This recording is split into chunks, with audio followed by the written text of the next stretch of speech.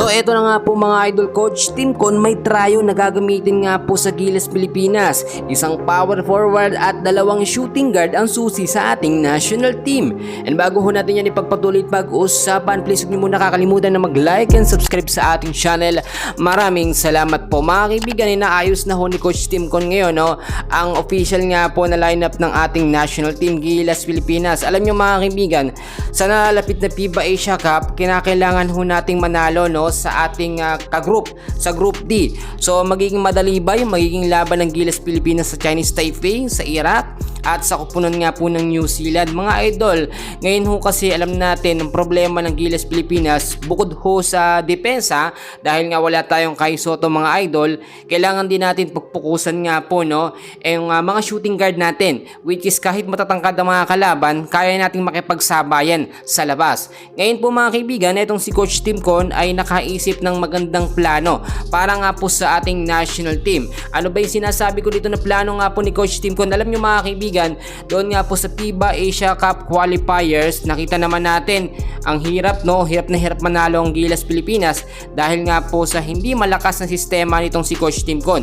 Kung titignan ninyo sa FIBA Asia Cup qualifiers, Gilas Pilipinas 12-man pool, ito yung mga ginamit: si Japet Aguilar, si Mason Amos, Justin Brownlee, Junmar Pajardo, Chris Newsam, Calvin Neptana, si J. Perez, Kevin Kimbao, si Dwight Ramos, Kai Sotto, hindi naman siya naging available, etong si Carl Tamayo at Scotty Thompson.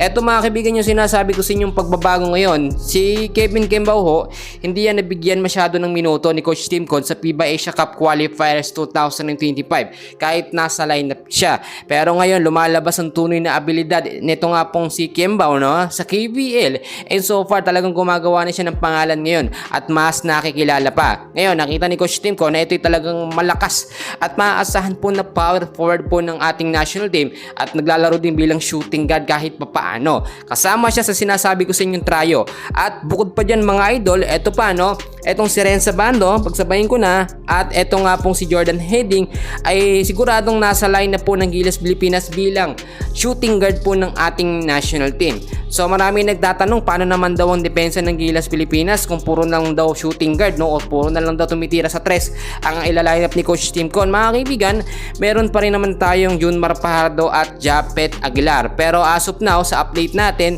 eto hong si Coach Timcon ay kinokontak ang mga update nga po para kay Kai Sotto kung ito nga po ba okay na ang condition, kahit alam natin na ACL injury ay tumatagal ng 6 months hanggang 1 year.